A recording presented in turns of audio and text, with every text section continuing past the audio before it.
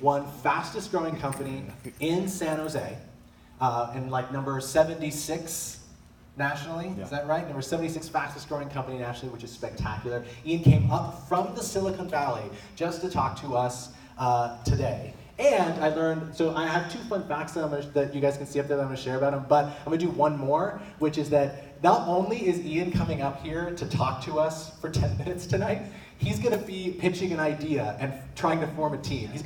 He brought up Justice from his office too, and they are going to be either pitching or joining a team and trying to make their way through Sunday as well. So they're also gonna be participating, so we have an expert there. But he told me, when I tried to ask him what he did, I was like, so tell me what you do. And he's like, I don't do anything. I just tell people what to do and get paid for it. So I'm really hoping he's gonna do, that's basically what you told me. So he said he's a visionary delegator. I may have been colorful with the language. But I'm hoping he tells me exactly how he made a living doing that, because I find that I have to do a lot of work. But interestingly too, he told me that his forefathers founded the city of San Jose, down near San Francisco. You guys know San Jose, right? Back in 1777, so that's pretty cool too, actually. So I'm really excited. So this is the last thing before we actually get to the doing. So he's really here to tell us how he did the doing to get us ready to do the things that need to be done. So with Ian Turner. Come on.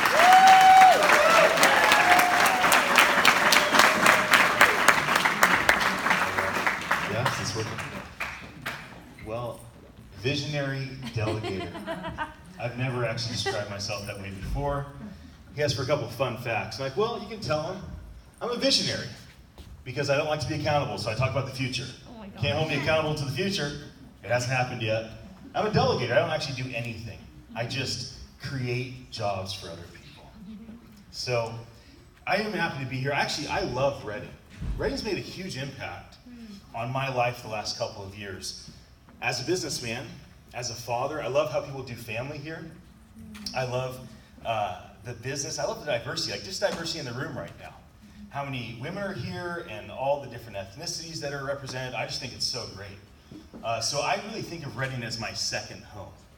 So I live in Santa Cruz, and I've lived in the Bay Area now, my whole life. And that's where my wife is from as well, and her family. And so it's been a wild ride because as a young man, I was terrible at school. And so, mainly because it was boring. I would sit in class and I'd think about things I want to start. I want to do this thing, I want to do that thing. I have these ideas. It seems like such a waste of time. And so early on, kind of when I was in high school, I was fortunate to get a job at an advertising agency. And so let me just tell you what's going to happen in the next 10 minutes or so. I'm going to tell you a story. I'm going to take questions if anybody has them. And I'm going to talk a bit about what I see coming. And hopefully inspire you to create something meaningful this weekend. Does that sound good? Yeah. So I wasn't very good in school, and I begged my girlfriend's mom for a job. I was a carpenter, so what you usually do, right? You're putting nails inside wood. And I'm thinking, I can do more than this. It's edifying to build a house. I mean, a family's gonna live there. It's an amazing thing to do. But I just thought, I know I can do more. And so I'm begging her, give me a job. Let me come work at this ad agency. I want to do something else. And she tells me, okay, go to a telemarketing company and make 2,000 phone calls. And she's like, you'll never do it. 7 days later, I quit my job at the telemarketing company. It was the worst thing ever. And I walk in, I'm like, I made my 2,000 calls. You were giving me a job. And so that's how I got into sales. That's how I got my first job. And now I'm in the Silicon Valley, so I was fortunate. I was at the right company at the right time. And so my very first sale I was a part of, I was just calling companies out of Yellow Pages because they wouldn't give me any leads because I was a kid. Kids don't get leads. I was 17 years old. So they said, grab a Yellow Page book and you call people trying to sell websites. Well, one of the folks I called, 8 months later, we sold a website for $316,000. So you have to imagine as a young man, I'm thinking, this is probably a really good place for me to invest time and build a career. And so I've done well, and in my early 20s, my wife and I were thriving financially. I was working at a Fortune 10 company at that point, doing sales, and I was fulfilled. I loved what I did. I felt like I had a really balanced life as a young guy, and I was, making $1,000 a day. So as a young man, that's really amazing. And I just felt like I had gotten enough out of it. Like I had gotten every single thing out of that environment I was going to get. And my wife's a musician, and I believe in her, and I wanted to champion her, and I wanted to empower her to go after her dream. So I quit my job, and we moved away from the Bay Area to Southern California, and we ended up starting a musical commune at our house. So from 2007 to 2010, I had 30 people live at my house with me. We did 200 concerts around the world, Asia, Europe, the United States, did 4 albums, and we had a really unique way of doing it. My wife would write music, and then I would take her music, and I would brand it for nonprofit organizations. So I'd call International Justice Mission. You got to use our song, Beautiful Slave. It'll really help people understand and be aware of human trafficking. And I'd call Teen Challenge. You got to use our song, My Will Spins, because it'll really help people, have words for what they experience with drug addiction. And it just worked. You see, when that, it was so romantic for me. And I just kept thinking it's all gonna work out. It wasn't logical, I didn't think through business perspective. I was just on this romantic journey of just, having fun with my wife. And all these people living at my house. And so I would be around these old hippies and they'd say, we used to do that, the hippie commune thing. And I'd say, well, why'd you stop? And they look at me and go, oh, you'll find out. And I did. And I found out. Now, 2007 wasn't the best time to start a music operation with people living with you. I worked full-time the whole time that we did it, so I could support everybody living in the house and keep a roof over our head. And anyway, I wasn't able to keep up. It led us to bankruptcy. So, that's just what happened in my life. So as a guy, I was 26 or something like that. No, I was 29. I had to start all over. And we moved down to Southern California with a 40-foot trailer with all of our stuff in it. And we had a killer house we bought, and we had to give the house back. And we moved up north with the 10-foot U-Haul. And we moved into a cabin on my wife's parents' property.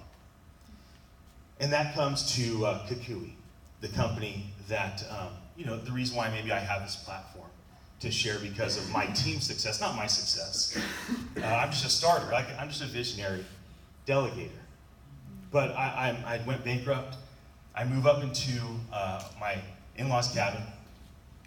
And fortunately, I have some good relationships. And so I thought, I'm gonna find a way to get Google or Facebook early on, and I'm gonna go make money again. I miss money. Money was so wonderful. I miss my friend. And I met this guy, and Ryan Wilmot. And I'll tell my kids, my grandkids, and they'll tell their great-great-great-grandkids about Ryan Wilmot because of what he invited me to be a part of. And so Ryan met me. He's like, you're the guy I've been looking for 3 years. I'm like, no, sorry. That sounds like a startup. And I know what that happens. There's no money in startups. Not in. He says, no, really. Just go see the Social Network movie with me. And I'm like, I do want to see that movie. I have a weakness for movies. I'll go. And something happened in my heart. I watched the movie and I'm like, man, I want to build something that matters. Like, I'll do anything to build something that matters. And I said, I'll give you 6 months. So I did consulting on the side, and I hustled, and I gave him 6 months. About 5 months in, I kind of felt the writings on the wall. It's not going to work. We started with something called URealty, which was a real estate software product, and Zillow came and dropped their new app. It's like, well, this isn't going to work. And then we hired our first employee, Landrew Woolworth. He's helped me start a bunch of things. Another hero, right? Somebody that works for me that I look up to. And he just bound me and Ryan together. And I brought a little stuff for show and tell. This is what it looks like to sell something that doesn't exist. That's what it looks like. It looks like you walk in to people that don't want to talk to you. And you go tell them that they should trust you with their money. They should trust you with their business. That if they'll trust you, you'll make a difference for them. And I said it to so many people. I kept walking in more and more and more and more people. If you just trust me, I'll make a difference in your business. Just give us a chance. We're going to change everything in your industry. And I was just so fortunate that enough people said yes. And so after a couple of years, we got to where we had, a couple dozen employees. Today we have about 130 in 8 offices through Europe and the United States. And we had, our first 50 or so clients, maybe 100. Today we're fortunate to almost have 2,000. And all those clients, they said yes to something that didn't exist. I said, just trust me. I said, you're not going to be my beta customer. We can call you my alpha customer, but really, you're buying something that doesn't exist. I'm going to make it around your business. Just give me a chance. And it was expensive too. It wasn't like they did me a favor. It's $1,500 a month. I charged the first and last month payment, and I said I wasn't going to deliver for 90 days. Put $7,500 in our pocket every time we signed somebody up and gave us 90 days to figure out how we were going to possibly come close to delivering what I said we could do. We start delivering the software product, version 1. People are calling. Now, our clients with some frustrations. And I go, well, that's coming out in version 2. That thing that we talked about. Or version 3, unless it's a bad idea, then it's never going to happen. Wow. But just trust me, I promise it'll work out. You'll make money if you stay with us. And so I ended up leaving the company in 2013, and I'm a transparent, vulnerable guy. I was invited to leave, and if I chose not to, I would be kicked out. And that's pretty normal for me. I'm a great starter, and I create work, but then sometimes you have to stop starting. And so my partner was wise enough to understand that Ian's done the best work he can possibly do here, and it's time for him to go. So in 2013, I left. Fortunately, I had recruited people that were way better than me at my job. And so I had left Kukui, and a couple years later, we hit the Inc. list, 76 in the nation. We had a 4,000% growth rate in 3 years. And I went to my first 3 customers to go thank them, to go tell them, when I came in, we didn't have anything, and you trusted me, and you're still with us, and we really built the company around you. And 2 were really close friends, so it was like hugging and enjoying each other. It's like just buddies hanging out, celebrating. And the third was like the guy that I was always worried when Henry or Lisa Carter emailed me. That was not a good thing. That was bad news. And lots of very colorful languages, like I was playing golf, and he kept missing his shot. And every time it's like, oh no, another email from Henry. He must be so mad about something right now. So I went into Henry's shop, and I'd like to tell you the whole story, but I'm not going to, not just for time, but for privacy. People are recording and things like that. But here's the gist of what happens. I walk in, Henry comes from under a car, and he's like, I'm so glad you're here. I'm like, I'm so glad to be here. I just gotta tell you, we hit the Inc. list, and it's because of you. It's because of you and Lisa. If you didn't trust me, what if I quit after? What if you said no and I quit? Then everything we've done in your industry would have never happened. What if I said no and you and I quit? What if we quit after you said no? And all the employees that we employ, all the families we take care of, all the people that we touch, never happens. But you said yes. And because you said yes, we were able to build a company, and we've achieved this success, and you have a lot to do with it. And he looks at me, he's like, you have no idea. I've told everybody about you. He said, when you came in, I knew I was destined for more. I knew that we could do more. I knew that we could do X, but we'd always done, M. And he's like, and when you came in, I just felt like I'd give him a chance. And every time you guys failed, every time you guys made me upset, it's like, I'm just not going to give up. Maybe it will work. He's like, now we're doing Z. And I have less employees, and I'm so happy, and I totally have a handle on everything, and it's so powerful what you guys have done for me. And we both are crying.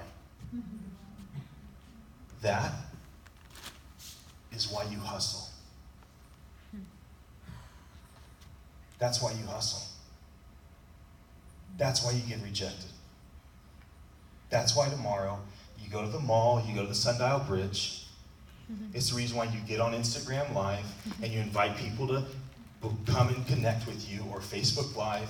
Hey, everybody on Facebook, I have this idea. If you'll jump on Facebook, I'd like to talk to you about it in front of everybody. Read the comments, listen to what people have to say. You go through rejection so you can change Henry and Lisa Carter's life. So you can change their business, so you can make them happier and more productive for all their customers. And then you're going to do that over and over and over again. That's why you hustle. Now, I won't take any questions if people have questions. I'm an open book, obviously. I told you I went bankrupt, I got kicked out of my company. There's not really anything else I could possibly hide from you.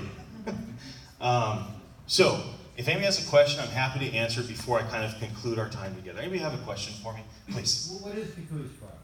Kukui is a business-to-business software product, so a B2B SaaS company. And we basically created a platform for primarily auto repair shops where you take your car, get oil change, new tires, and basically it handles all their marketing and ties to their operations. And we tie to 61 different point of sale systems. So it's an all-in-one success platform that allows our customers to know where their leads came from, if they spent money, if they came back, and we handle like website, text message marketing, postcard marketing, social media, Google Organic, Google Paid, Yelp, you name it. We basically we're the partner for our customers, and they were able to let go of 3, 4, 5 vendors. And that's why it works so well. Any other questions?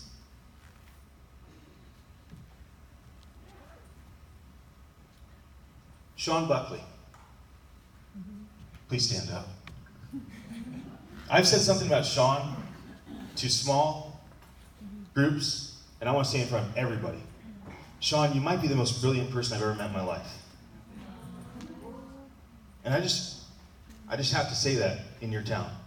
Sean, do you have a question for me?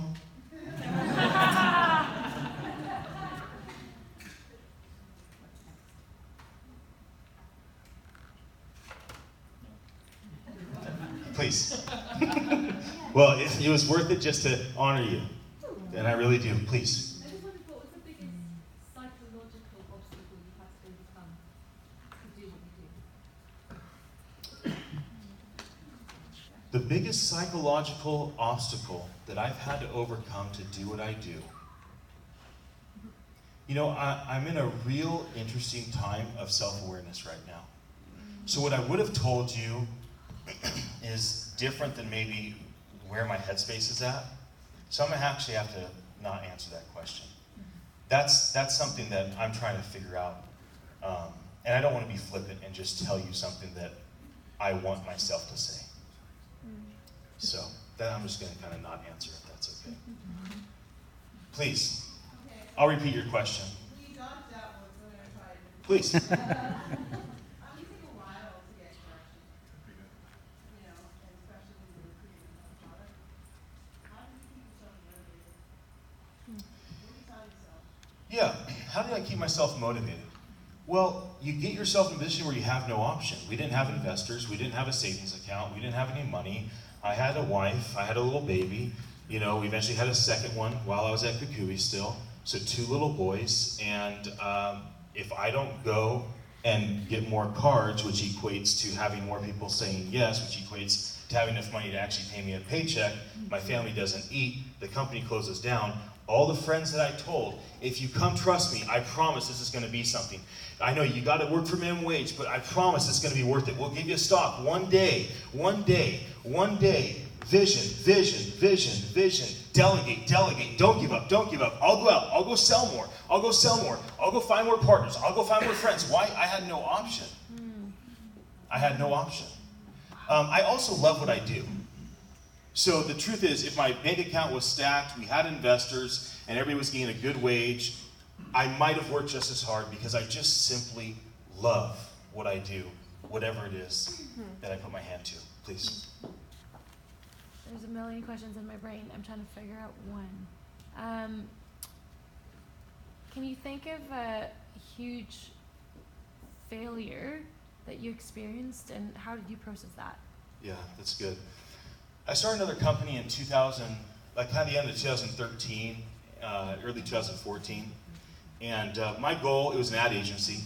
And so we had some cool clients. It was called Guerrilla Branders, really great clients, like Nike was a client, some MLB, NFL people, Absolute Vodka, some really huge ministries, nonprofit organizations, and some startups.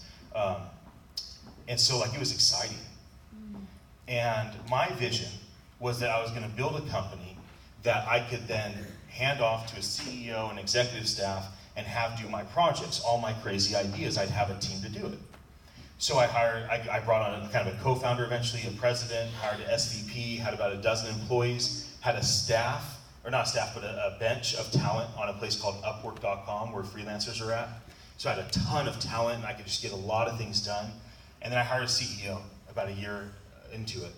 And her and I didn't know each other. I didn't check her references. I'm very like destiny focused, gut feeling focused. She walked in and it was like all these things were lining up. I'm like, oh, she has to be the one. I didn't call any reference. I gave her a job on the spot. I said to myself, if she'll work for minimum wage for the first 3 months, then I'm doing this thing. Because she was like a super high-powered executive that was a legend over in the Silicon Valley. And she just caught the bug, right? Like, I'm obviously persuasive. I obviously can I'm good at talking. And she was like, I'm in. Like, this is gonna, okay, I'll do it. I'll work for minimum wage. So she comes on, and within a few months, I started at her as like an EVP. I made her a CEO, and I just wasn't mature enough to actually hand off the leadership. So instead of like empowering her, I just fought her, and we ended up just like, I basically imploded the company. So the way that I wound that company down was I ended up finding jobs for as many of my employees as I could, and kind of breaking things up. But it wasn't good. It was really it was devastating for me. And out of that, I found Ready, of all things. So I closed that company down, took a couple months off with my family, and then I started coming up here regularly, like weekly, to work on projects. And that was like a really significant catalyst. So how I dealt with failure is I just acknowledged, like, this is real. I started seeing therapists, I started seeing counselors, I started being more vulnerable, talking with people about what's going on, because I realized, like, I drove my executive team into the ground and the company failed in 2015. My partner kicks me out in 2013. I drive our music thing to bankruptcy in 2010. And I can make excuses all day long. I can tell you all the reasons why it is, oh, it's this, it's the economy. Oh, my partner didn't get me. Oh, she was the wrong executive. That's just not true. I'm the common denominator in all of it. It's me. Wow. And so the way I deal with failures, at least the way I hope to deal with failures, is to look in the mirror and just say, it's you, bro. You're the reason. The cards are not enough. The ink list is not enough. Your accomplishments do not make your shortcomings go away. So either I can be accomplished with a ton of shortcomings that hurt people and I can keep doing the same thing over and over again, or I can deal with the things that can change and become better and keep focusing on my strengths, but not ignore that things can be different. And yes, please. What is your favorite inspirational movie and why? I'm the guy that, like, every meal's the best meal I ever had. Every movie's the best movie I've ever seen. This is the best talk I have ever done. This is the best startup weekend there has ever been. Best movie. Well, there's been a couple documentaries that have been really impactful to me lately. And that has been Tony Robbins' I'm Not Your Guru, as well as Lady Gaga. And so those have been like really, really powerful because it's an inside view where you really see the humanity, you see the passion, the purpose, what they're driving toward, where they're going. I mean, it's really like quite something. But the thing that I've been tracking lately that's been interesting has been some people that are documenting their life online. And so like Gary Vaynerchuk has been really interesting to watch. Chris Valentin, a guy here in Reading, has been really interesting to watch. These people that are actually, taking videos, documenting their life, interacting with community. To me, that's become like the new entertainment and type of things. I think I'm about done. I don't know if there's any other questions. The last thing, go ahead, Sean. Now you have a question. A bunch of these people are about to pitch ideas and Yeah. form teams. What's your best advice for forming a team? Choosing people.